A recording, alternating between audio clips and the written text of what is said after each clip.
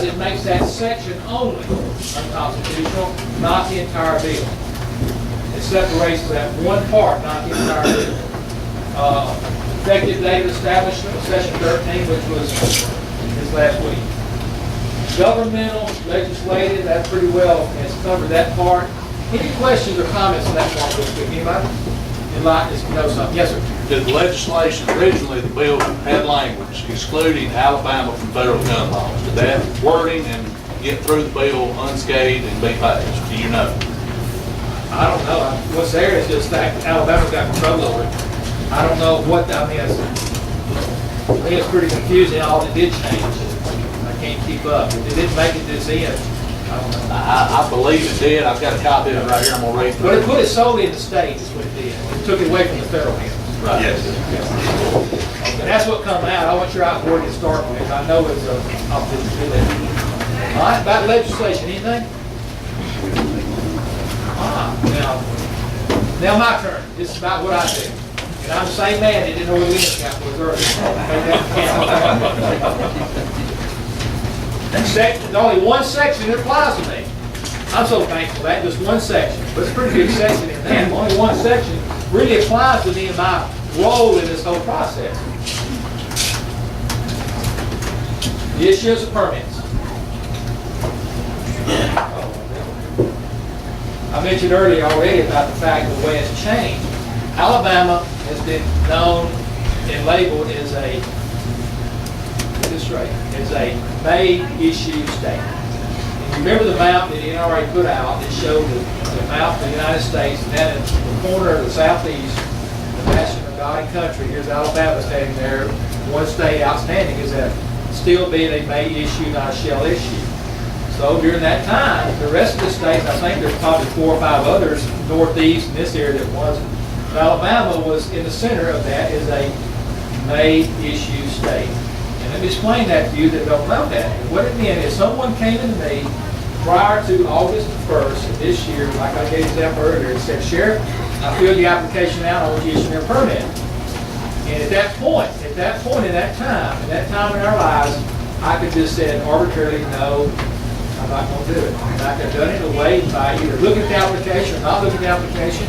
I could just went on gut instinct and just arbitrarily said no. It could for any reason at all. It could be because his hair color, how tall he was, or who he hung out with, or who he voted for or didn't vote for in the last election. I could have done that. Now, I never did that. And I don't know many sheriffs that did do that. There's evidence of one that did in South Alabama, but there's a lot bigger story to it than just got wound on YouTube on that thing. But he made a decision arbitrarily to say no because of political line. And when he did that, the citizen had no recourse because the sheriff may do it or he may not do it. Arbitrarily, you can do it. Now, this part is where the law is significantly changed now. As I said earlier, Alabama has become written into law, and this is one of the main intents of the first bill was to achieve this goal, is have it shall issue. In other words, I can't deny you. I can't deny you unless I can articulate a real good reason in writing to you why I did that. It took out the arbitrariness of that law, which is a good thing to do. Now, what happens now, the same criteria still exists. Fundamentally, it was there before. But what it is, it put it back in the sheriff's pocket to, if you're going to say no, say why you said no. And let a person know about it, and let them have a chance to rebuttal and straighten it out. I had several instances where people come in over the last 3 years wanting pistol permits, and they would tell me on the application, I've been arrested, I've had this charge, I've had this mistake in my life. That precluded me from a pistol permit. And I said, well, it may or may not. We'll look at it and see. And in most cases, I'm going to say most cases I did this, it did not prevent them. It did not prevent them by their situation. Some I had come in and I looked at the situation in the past and I saw things that you would understand, say, no, I can't do this for this reason right here. And I would tell each of them why. I did not put it in writing. I did not give them a written reason why. Didn't want to do that.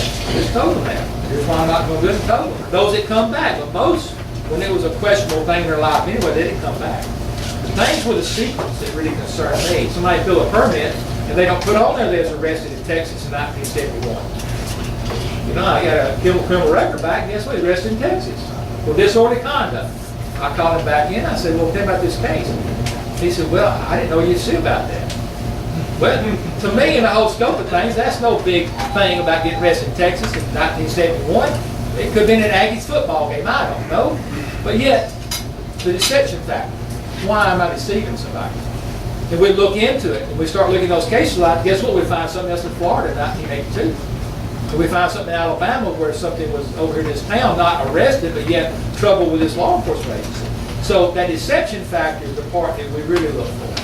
And if you fill the application out properly, I know, and I know the sheriffs I know very well across our state, they work with situations, they deal with situations, a one-on-one person situation. And just because they had these records didn't preclude them.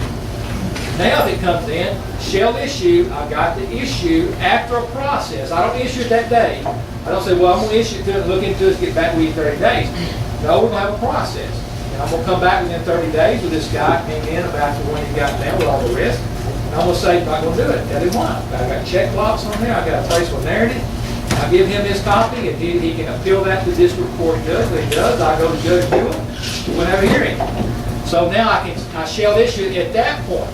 At that point, the judge can override me and make sure that it's not anything but facts and not opinion and subjectivity. So this is what this does good for us.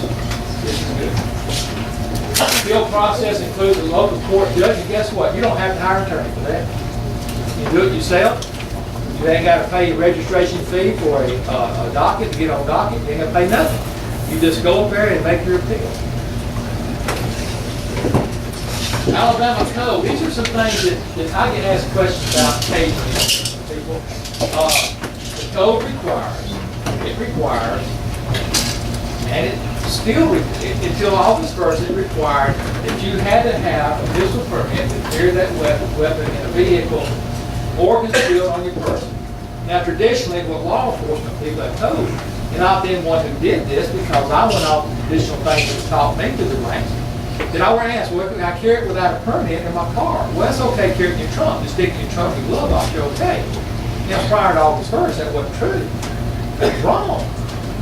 But now it's not.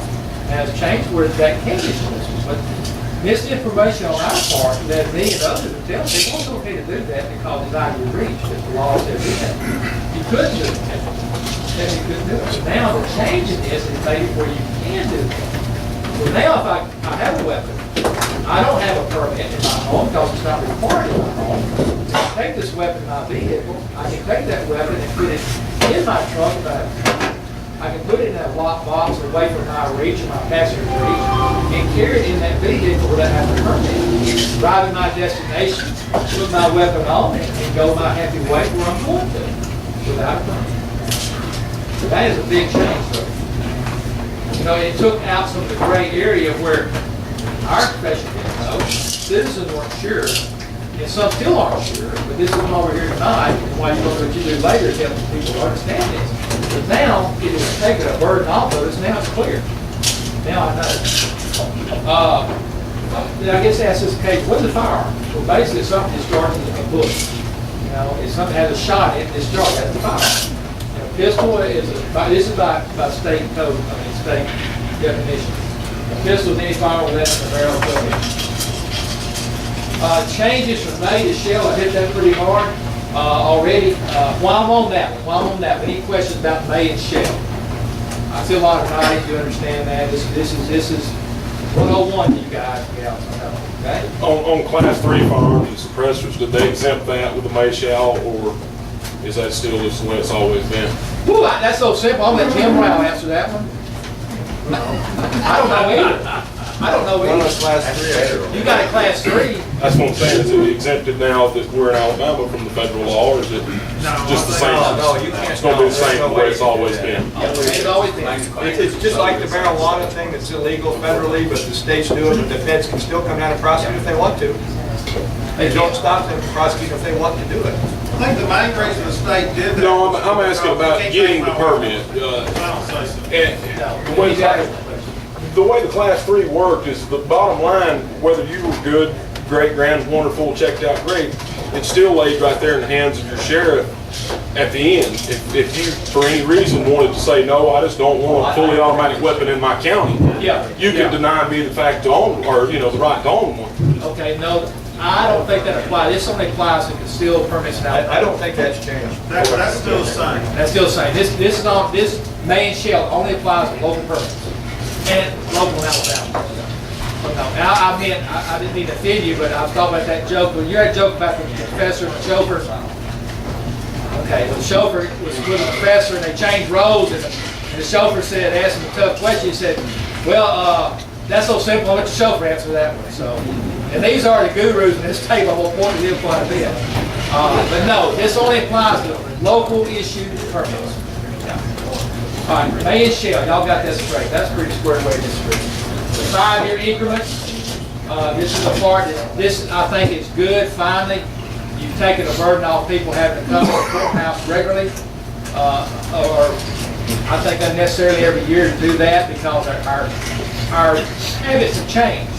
In Winston County, we have a courthouse at one time was the center of the county, basically for all activities, social and political. But that slowly changed. It's kind of spread out. People got older, they go there less because of the internet. They get the tags online. Our courthouse has changed up. We got 4 different locations around the city. They buy things. There's no centrality to it. And but like me, I'm getting older. Some of you getting older, your knees aren't strong, and to climb 26 steps to go up to the courthouse and find 1 to 6 parking places available, pretty tough. And plus rush over, as brother said earlier, on the lunch hour, trying to get there about 15, 20 minutes an hour is tough. So this has made things better, I think, as far as your decision to do this. And you can get these permits for 5 years period rather than 1 year period. And so that's, I think, a good move is good. Sheriff, what's the price of the permit now? As far as our county, Yes, Winston County. our county is $15 per permit. Is that Per year? Per year, or? Yeah, the slide there says fee allowance is 1 year or 1 year times 5. Yeah. So Yeah. what are you charging for the 5-year? Well, Mark, read your law closely. I know y'all have. The law closely said this is a what's the word, conundrum, a contradiction we have in all these laws. I have a local bill I work under that says my local bill tells me that my business permit is $15. Okay, that's my local bill. And the reason that was done in 1979 is because the original bill, you read that, says, before this one, it says all money that come in for the pistol permit went to the county commission, unless designated otherwise. So most sheriffs in most counties had the bill passed to allow them to keep the money to use in their fund, to keep away from the county commission. And every county does that differently, but primarily that's pretty well it. So it also says on the pistol permit that it's $15. And what I'm trying to do in my county is make things better for my people and easier. And this is my board, I'm not trying to make a political stand here. I'm making a decision for my people, okay? And what I described earlier about convenience and availability, and I have 1 clerk in my office, and I have 3,400 pistol permits a year we issue. That is 3,400 interruptions per life. And guess what? And every day you come in, something happens to that machine. Instead of a 10-minute process, it's a 20-minute process. You can't get the machine working, it becomes a 2-hour process. So guess what? You got to call you back in there and then mail it to you. And I got to pay 44 more cents to plus it to you. They don't make it to you. You call plus me on my private line, my text line, because you ain't permit. You know, I said, first month in office, I said, I'm going to do my best to change this. And I tried to change it, but I couldn't because the law said you did every year. Okay, now the law changed to benefit the people in our county, so I made a decision that we're going to make it benefit with them because it's $15 fee. And I know the people in Winston County, there's not one of them that's going to come in there and pay me no $75 to have a 5-year permit. Am I right there? They ain't going to do it. They're going to come back and pay maybe 1 year or 2, but they're going to come back and do that every year. So what have I got in my office now, guys? I got another 32 plus now, 3,200, maybe 3,400 more interruptions that Brittany deals with on a daily basis for a whole year, and she can't get her work done. I can't afford to hire another secretary to do this every year. So what I've done to help limit for our county is I'm charging just $15 for the whole 5 years.